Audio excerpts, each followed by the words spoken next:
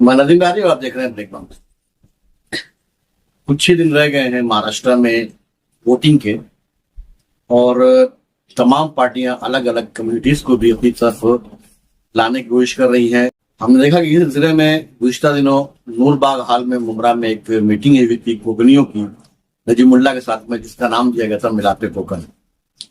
आज 12 नवंबर 2024 को राष्ट्रवादी कांग्रेस पार्टी शरद चंद्र पवार से महाविकास आघाड़ी के उम्मीदवार जितेंद्र आव्हाड की अगुवाई में एक मीटिंग थी मुमरा के डायमंड हॉल में कोकनियों के साथ में, जिसका नाम दिया गया था कोकन मेलावा। कोकनियों ने इस प्रोग्राम में अलग अलग स्पीच दे करके जितेंद्र आव्हाड को अपना समर्थन दिया। तो साथ में जितेंद्र आव्हाड ने उनको यह वादा दिया कि उनके लिए मुमरा में एक कोकन कम्युनिटी हाउस बनाया जाएगा। साथ में उन्होंने उत्तर भारतीय हाउस को भी बनाने की बात की। इस प्रोग्राम में हम आपको दिखाते हैं कि राष्ट्रवादी कांग्रेस पार्टी शरद चंद्र पवार की सीनियर नेता और एक्स कॉर्पोरेटर सिराज डोंगरे ने अपनी स्पीच में किस तरह से निशाना साधा विरोधियों पर और कन्विंस किया कोकनियों को राष्ट्रवादी कांग्रेस पार्टी शरद चंद्र पवार के जितेंद्र आव्हाड को वोट देने के लिए। आइए देखते हैं कि सिराज डोंगरे ने अपनी स्पीच में क्या कहा। पेश है आपके सामने वीडियो। इतना आप हमारा चैनल लाइक और सब्सक्राइब करें, वीडियो को लाइक और शेयर करें। जनाब नईम खान साहब और गफूर रुमानी साहब, डॉक्टर राव साहब और तमाम मेहमान जो रत्नागिरी रायगढ़ से जितेंद्र आव्हाड साहब की हिमायत करने के लिए आए हैं। मेरे सामने बैठे हुए कोकनी समाज के तमाम बुजुर्ग और जवान साथियों और मेरी माएँ बहनें, 22 तारीख का जो पोलिंग का दिन है विधानसभा का, विधानसभा का ये वो इलेक्शन है जिसमें 3 बार हम जितेंद्र आव्हाड साहब को यहाँ से जिताए हैं। अब 4थी बार हमारे सामने आए। आपको तो पता है क्योंकि आप लोगों ने ही उनको पहली बार जिताया था। 22 से 24 हजार वोटों से वो यहाँ से जीते थे, जब कि हम उनको जानते भी नहीं थे। बगैर जाने बगैर काम का अंदाजा कुछ नहीं था कि ये शख्स क्या करने वाला है, यहाँ पर काम करेगा या नहीं करेगा, किस मिजाज का है, इसकी सोच का है, हमको कुछ भी पता नहीं था। उसके बावजूद हमने यहाँ से जो है 22-24 हजार वोटों से उनको जिताए थे पहली बार। जब दूसरी बार आए कुछ काम किए तो फिर जिताए हमने उनको 45 या 47 हजार वोटों से। जब तीसरी बार आए भरपूर काम हुआ यहाँ पर, तो फिर हमने उनको 78 हजार वोटों से यहाँ से जिताए थे। यानी हर वक्त जो है बढ़ती तादाद के साथ में इनकी लीड रही है। अब 4थी बार आपके सामने फिर से आए हैं, मगर जब सामने वालों ने देखे कि जितेंद्र आव्हाड को हराना बहुत मुश्किल है, तो उन्होंने हम में से ही एक चेहरा हमारे सामने दे दिए कि भाई ये मुस्लिम है, जितेंद्र आव्हाड हिंदू है और ये मुस्लिम, तो मुसलमान उनको वोट देंगे। उन्होंने ये नहीं सोचे कि मुस्लिम जो है वो सिर्फ मुस्लिम चेहरा देख के वोट नहीं देगा, वो उसके पीछे के चेहरे देखेगा कि इनके पीछे कौन है, इनकी सोच क्या है। अब जो हमारे भाई को लाए हैं वो कहते भी है कि मैं तो भाई हूं, हमारी भाषा में कहते हैं अपया वाला है, अपया वाला। जितेंद्र आव्हाड अपया वाला ना है तो हिंदू, अपया वाला म्हणजे मुस्लिम। पण तुमच्या मागे जे लोक आहेत, तुमच्या मागे जो तुमचे एजेंडा लेके जो बैठे हुए लोग हैं, उनका क्या? वो आपसे पहले तो नहीं दिख रहा हमको, अब तो सिर्फ इतना सा एक चेहरा दिख रहा है। और पूरा कैनवस जो है वो वही है, सारे चेहरे इतने भयानक चेहरे हैं वो कि आप सोच भी नहीं सकते। अमित शाह और मोदी तो खाली एक नाम है, सिंबल है वो।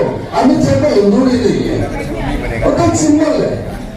तो आपको बताया जाता है कि असल में आरएसएस जो भी काम करता है वो ब्राह्मणों और बलियों के नाम से नहीं करता।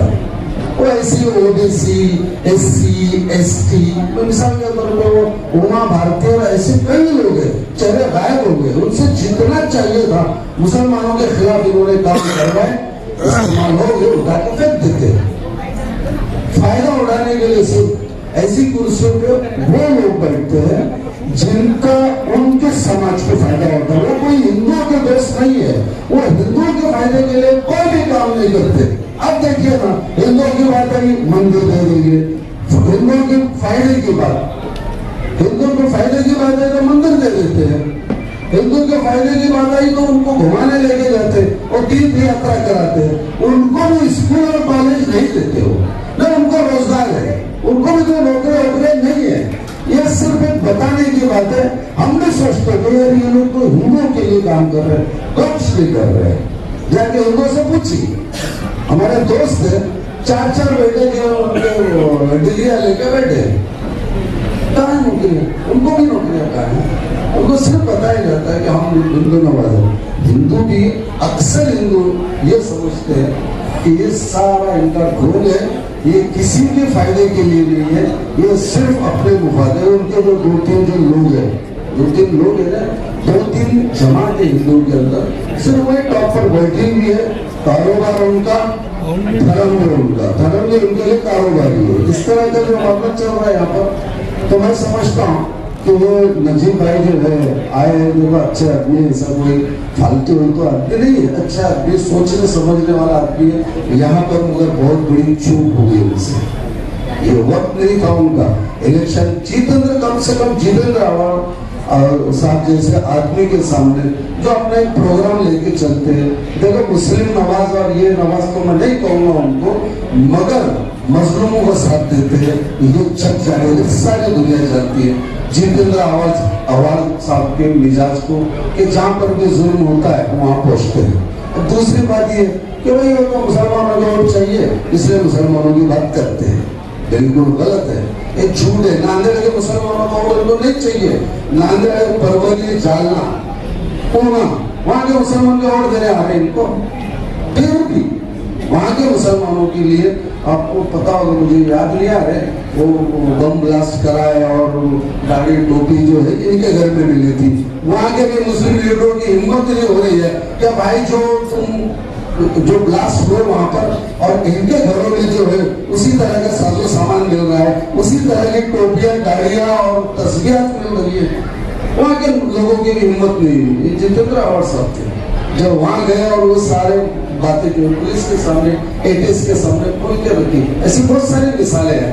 तो कहने का मतलब ये है कि वो ऐसा नहीं है कि मुसलमानों को चाहिए इसके लिए मुसलमानों की हिमायत करते हैं, दलितों के साथ में भी, आदिवासियों के साथ में भी, जहाँ जहाँ जुल्म होता है, जहाँ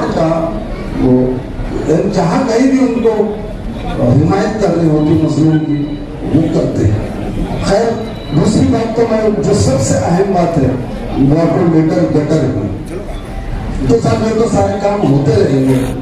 एक आदमी जिसको हम पॉलिसी बनाने के लिए भेज रहे हैं, विधानसभा में भेज रहे हैं, तो इसके लिए हमको ऐसे आदमी चाहिए जो पढ़ा लिखा हो और मसाइल को समझता हो, मसाइल को समझता हो, क्योंकि तभी तो जाके हम कुछ बात कर सकेंगे, वहाँ पर बोल सकेंगे। अब यहाँ पर मामला जो है हमारे लिए, खास करके मुसलमानों के लिए जो साजिशें और जो चीजें हो रही है वो हमारे लिए बहुत ही खतरनाक है। मैं कोई डराता नहीं, मुसलमानों का कुछ होने वाला नहीं है, मुस्लिम जैसा है वैसे रहेगा, मगर इनके प्रोग्राम जो है वो बहुत ही खतरनाक है मुसलमानों के लिए। मसलन उनकी अपना मदरसा है, कॉलेज है, स्कूल्स है, उनके औकाफ है, कब्रिस्तान है, ये सारे मामले जो है उनके लिए वो तमाम चीजें जो अपने हाथों में लेना चाहते हैं, ताकि अब आपको अगर जरूरत पड़े तो उन्हीं के दरवाजे में जाके आपको बैठना पड़े।